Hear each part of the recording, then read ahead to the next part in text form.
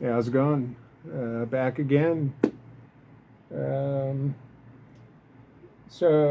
yeah, I've been going through uh, you know, some rock records. You could say like long-standing rock records that have been with me, followed me around for 40 years, and just kind of trying to reevaluate. Do I, my, is there still a reason to hang on to some of this stuff? I mean, I've already gotten rid of a lot over the last so many years. Uh, but yeah, just going through, and I came upon an album uh, that I thought, yeah, this will work for the ongoing John Coltrane Memorial Project. Uh, and uh, there's a song on this record which is not a jazz record. And that's one of the things I still remember Alex putting a slight emphasis on in his video where he introduced this project for people to try to come up with songs that aren't necessarily jazz or by jazz musicians. Uh, so yeah, and I stumbled upon this record, Barry Goldberg and Two Jews Blues, Barry Goldberg and the last song on this album is called Spirit of Train, Trane. Barry Goldberg was a Chicago guy. Uh, it's the only album I have of his. It's the only album I think I've ever had. And yeah, he was part of that, I guess, early 60s, maybe right around 1960, younger generation coming up on the Chicago blues scene. Mostly white cats, Paul Butterfield, Bloomfield, Charlie Musselwhite, uh, Elvin Bishop from Chicago. Well, or he, either way, he was there. Um, yeah, and Barry Goldberg, he was one of the forerunners of that scene. And I know he was in an early incarnation of the Butterfield Blues Band. I don't think he, I don't know if he recorded anything, but he wasn't there with the first Butterfield Blues Band album. Uh, but I have a feeling, see, I used to know this stuff. Uh, is he part of the band that backed Dylan's Newport Electric show? I think so. I think Dylan had two keyboard players, Al Cooper and someone else, and I think the someone else is Barry Goldberg. And this is stuff I used to know.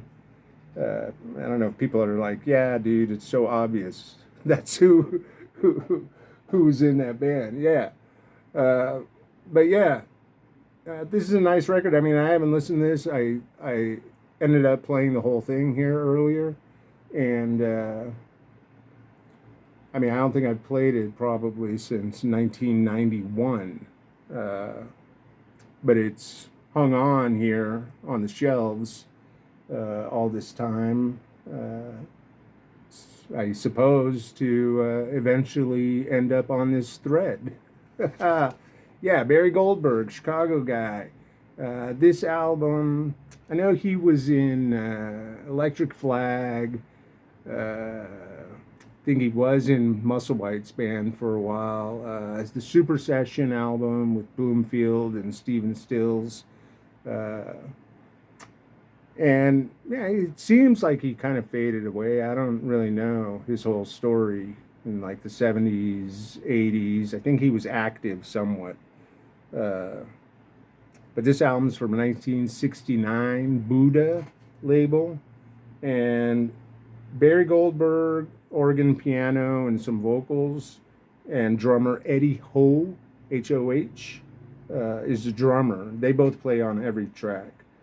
Eddie Ho was also on the Super Session album. But yeah, you got guys like Harvey Mandel, some more Chicago players.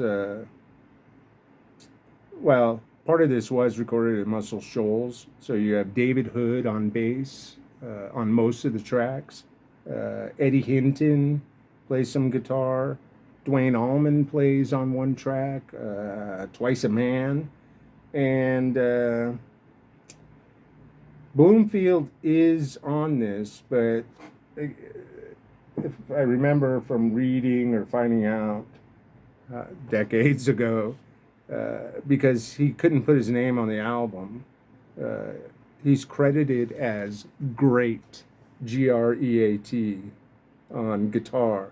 Though on the song Tribute to Train, or Spirit of Train, he plays saxophone because he's credited as Great Horns on Spirit of Train. And the guitar player on this song is Harvey Mandel.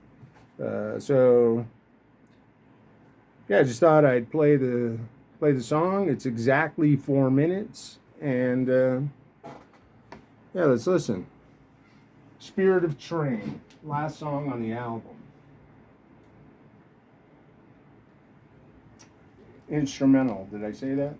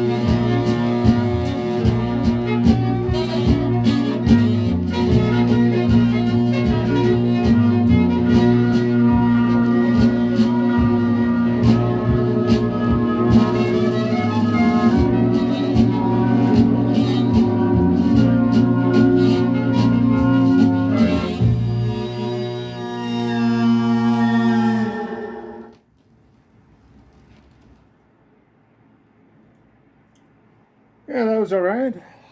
Um, Definitely the most interesting song on the record.